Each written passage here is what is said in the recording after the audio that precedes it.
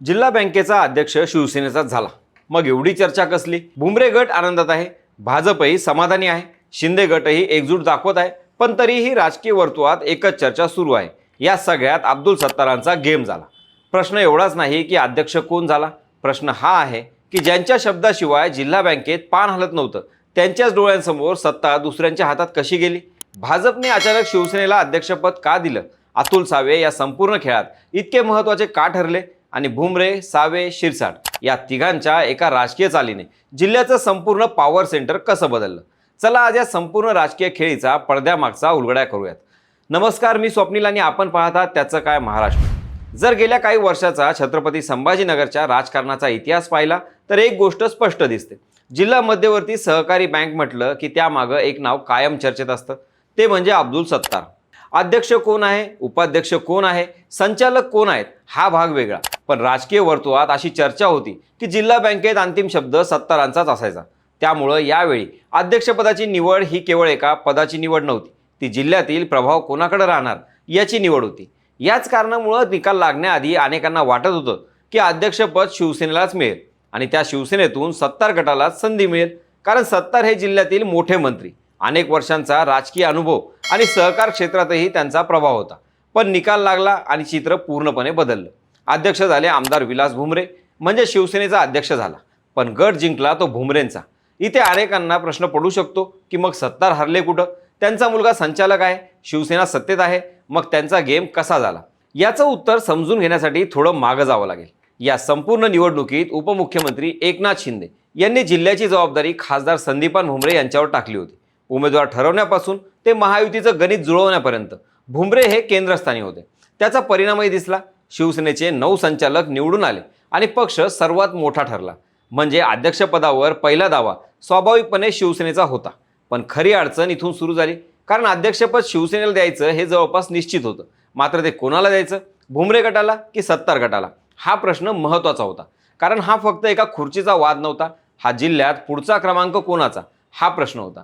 याच काळात अजून एक महत्त्वाची घटना घडली होती। स्थानिक स्वराज्य संस्था मतदारसंघाच्या निवडणुकीत समीर सत्तार यांच्या उमेदवारीमुळे महायुतीत तणाव निर्माण झाला होता। ती बंडखोरी नंतर मागे घेतली गेली, पण त्यानंतर महायुतीत विशेषतः भाजपमध्ये सत्तारांविषयीचा विश्वास पूर्वीसारखा राहिला नाही, अशी चर्चा राजकीय वर्तुळात सुरू झाली। इथूनच पुढच्या खेळीची बीजं रोवली गेली। आता इथं भाजपच्या भूमिकेकडे लक्ष द्यायला हवं, कारण भाजपकडेही अध्यक्षपदासाठी सक्षम दावेदार होते। मंत्री अतुल सावे यांचं नावही चर्चेत होतं। भाजपला हवं असतं तर ते अध्यक्षपदासाठी जोरदार आग्रह धरू शकत होते, पण त्यांनी तसं केलं नाही। उलट शिवसेनेलाच पहिली 2 वर्ष अध्यक्षपद दिलं। वरवर पाहिलं तर भाजपने मोठेपणा दाखवला असं वाटतं, पण राजकारणात प्रत्येक निर्णयामागं गणितं असतात। भाजपनं 2 वर्ष अध्यक्षपद शिवसेनेला दिलं, पण त्याचवेळी पुढची 2 वर्ष स्वतःसाठी निश्चित करून घेतली, म्हणजे शिवसेनेचाही मान राखला आणि भविष्यातील राजकीय फायदा स्वतःकडे ठेवला। विशेष म्हणजे 2029च्या लोकसभा निवडणुकीच्या तोंडावर अध्यक्षपद भाजपकडे येणार आहे। ग्रामीण भागात प्रभाव असलेल्या जिल्हा बँकेचं नेतृत्व निवडणुकीच्या आधी मिळणं हा भाजपसाठी मोठा राजकीय फायदा ठरू शकतो। पण भाजपला हा फॉर्म्युला स्वीकारायला शिवसेनेतून कोणाची साथ मिळाली? इथेच अतुल सावे महत्त्वाचे ठरतात। गेल्या काही महिन्यात जिल्ह्यात भाजप आणि संदीपान भुमरे यांच्यातील समन्वय वाढल्याचं सातत्यानं दिसतंय। पालकमंत्री संजय शिरसाटे या चर्चांमध्ये सक्रिय होते। या तिन्ही नेत्यांनी एकत्रितपणे असा फॉर्म्युला तयार केला की शिवसेनेलाही अध्यक्षपद मिळालं, भाजपलाही भविष्यात अध्यक्षपदाचा मार्ग मोकळा झाला आणि सर्वात महत्त्वाचं म्हणजे सत्तार गट अध्यक्षपदापासून दूर राहिला।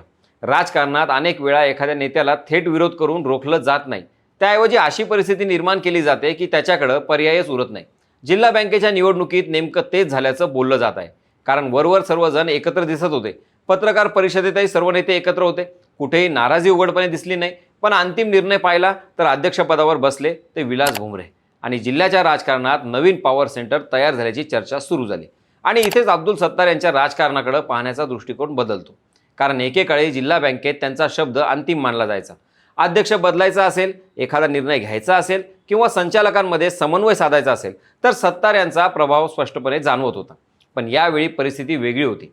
ते बैठकीत होते, निर्णय प्रक्रियेतही होते, तरी अंतिम निर्णय त्यांच्या मनासारखा झालाच नाही।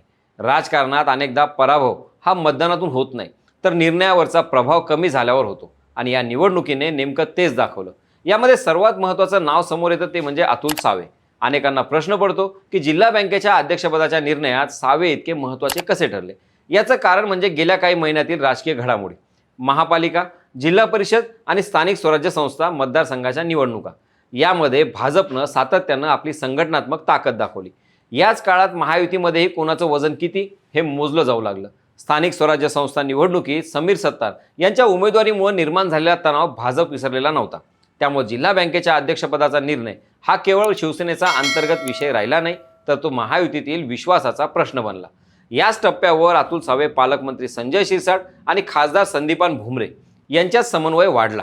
वरवर पाहता त्यांनी शिवसेनेचा मान राखला, अध्यक्षपद शिवसेनेला दिलं, पण अध्यक्षपद कोणाकडे जाईल याचा अंतिम निकाल मात्र भुमरे गटाच्या बाजूने लागला. म्हणजे एका निर्णयातून 3 गोष्टी साध्य झाल्या. शिवसेना नाराज झाली नाही, भाजप भविष्यात अध्यक्षपदाचा मार्ग खुला करून घेतला आणि सत्तार गटाला अपेक्षित असलेलं राजकीय बळ मिळालं नाही. आता दुसरा प्रश्न, एकनाथ शिंदे यांनी यामध्ये काय भूमिका घेतली? कारण सत्तार हे देखील शिंदे गटातील मोठे नेते आहेत. मग त्यांनी सत्तारांऐवजी भुमरे गटाला पाठिंबा का दिला? याचं उत्तर मागच्या काही निवडणुकांमध्ये दडलेलं आहे. महापालिका आणि जिल्हा परिषद निवडणुकीत अंतर्गत मतभेदामुळे शिवसेनेला फटका बसल्याचं नेतृत्वानं पाहिलं होतं. त्यामुळे जिल्हा बँकेच्या निवडणुकीत पुन्हा तोच संघर्ष नको ही भूमिका घेतल्याचं दिसतंय. शिवसेनेकडून सर्वानुमते नावं द्या असा संदेश स्थानिक नेत्यांना देण्यात आला आणि सर्वानुमते झालेला निर्णय शेवटी भुमरे यांच्या बाजूने गेला. याचा परिणाम पुढे कुठे दिसू शकतो? सर्वात आधी सिल्लोड सोयगावच्या राजकारणात. कारण याआधीच पंचायत समित्यांमधील समीकरणं बदलली आहेत. स्थानिक पातळीवर भाजपनं नवे चेहरे पुढे आणण्यास सुरुवात केली. दुसरीकडे जिल्ह्यात भुमरे आणि शिरसाट यांचं राजकीय वजन वाढताना दिसलंय. त्यामुळं आगामी काळात महायुतीत जागा वाटप असो, संघटनात्मक निर्णय असो किंवा स्थानिक नेतृत्वाचा प्रश्न असो, या तिन्ही नेत्यांचं मत अधिक प्रभावी ठरू शकतं.